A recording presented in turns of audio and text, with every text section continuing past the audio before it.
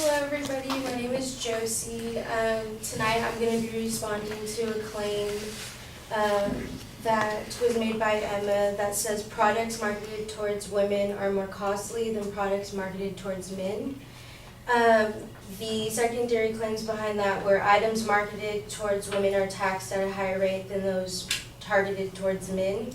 And the second claim to that was men and women are encouraged to purchase gender-specific items. To begin, she defines terms for the audience, some of them being pink tax, feminine hygiene, luxury items, necessities, and tariffs. These definitions led the audience to think that her topic was going to be on unequal taxes on women products compared to men, but she lacks to inform people that pink tax is a coined term, and that it just represents a complex idea that women pay more products than men. And the pink tax is not well represented in the first supporting claim because there's no data cited that could prove stores' organizational methods, or as she explains, retail stores with signage that pre-designates where consumers should shop based off of their gender cause higher prices in only women products. The advocate tried to show that YouTube deodorant commercial ads marketed towards men and women is reason to think that women products are marked higher than men products.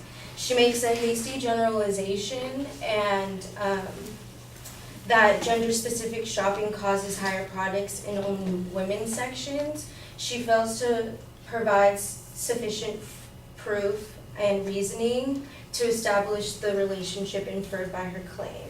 However, I found that marketing and organizational standards in retail stores do not influence higher prices based on gender, male or female. In the Office for Victims in Crime, on a governmental website, they said that gender expression is how people express their genders to others. They also informed the public that a growing number of non-transgender individuals are breaking traditional gender norms. Male goth youth, for example, wear eyeliner and fingernail polish. Businesswomen wear pantsuits without makeup or jewelry. Metrosexual men use moisturizing products and get manicures. All of this information proves that some retail stores that use gender-specific signs doesn't stop men from buying women's products, which them buying more products increases the demand for women's products, which basically that explains why you have the higher prices for women's products. Sorry. A large portion of our society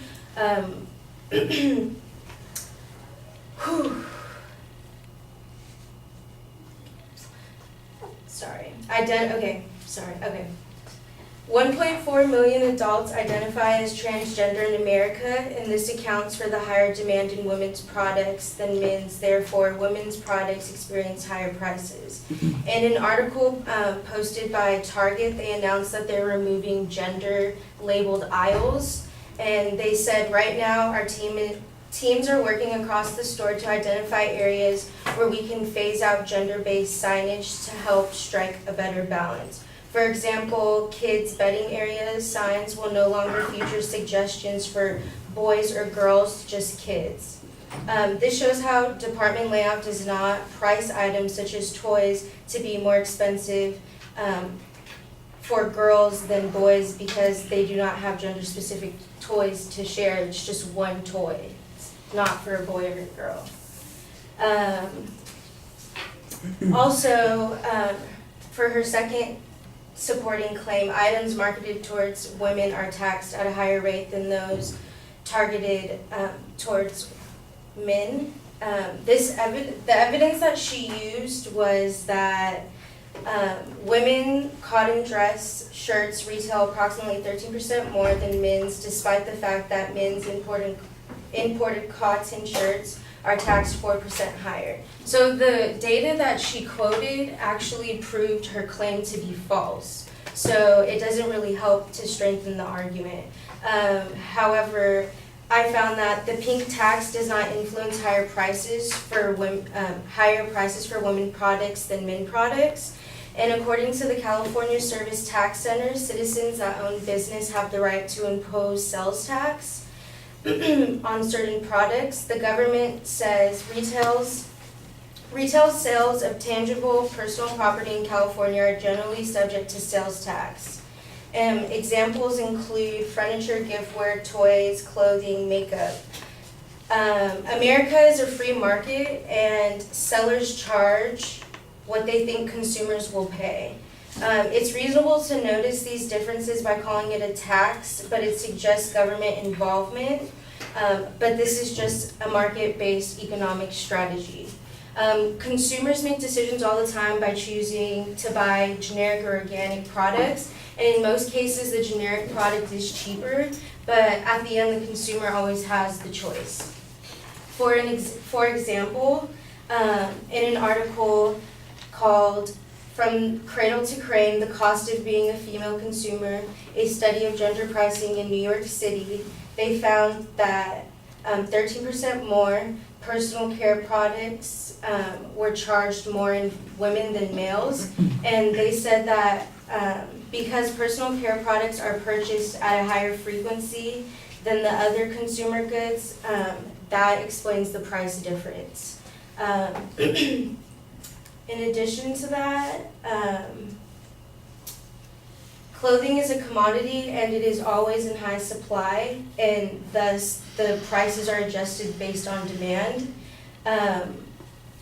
The more women and men buy clothes, the higher the prices are because it's in higher demand.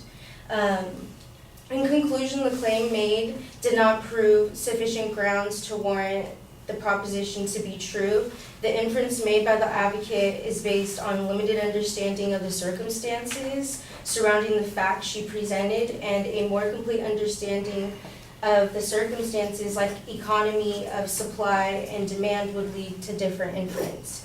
The high demand of women products cause higher marked pricing because women are willing and able to pay for desired products. But if a man buys women's clothes or women's products, he assumes the same price. Therefore, this is not a gender argument. That's all I have.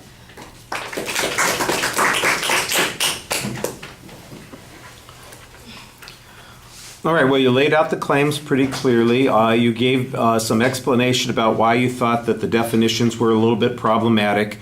On the first point, you cite a couple of pieces of assumption that the advocate made and kind of challenged those assumptions. You make counterclaims on a couple of points. The argument that you suggest, I thought it was kind of interesting that you suggest that suddenly, we've got men buying, the male goths buying makeup, and the business women foregoing makeup and buying suits, and the metrosexuals buying other kinds of personal care products. I thought the idea that the marketplace has changed and that the likelihood that things are going to be gender specific under the marketplace like this is less and less likely to be true. That's kind of the inference, I think, that you're drawing there. The other thing that you make an argument about suggests that because this increases demand for those products, that's one of the reasons that the prices go up, because there is more demand for some of these products as a consequence.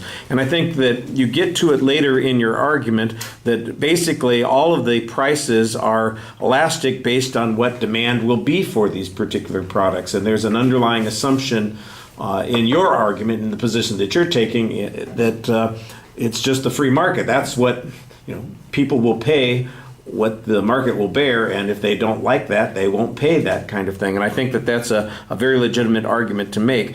I did think, though, that right at the end you had a piece of evidence that did a better job of arguing her point than your point, but you did have an explanation at the end of that piece of evidence that kind of said, well, the reason that this is true is something else. Right.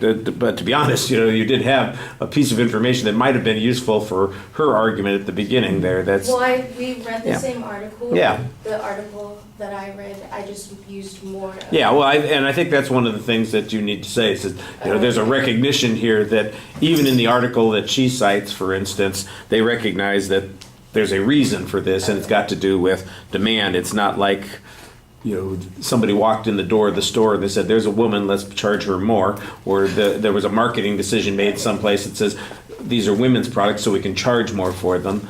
It's all about, like you said, demand, that kind of thing. And I thought you did a good job explaining those premises in most places. All right, thank you.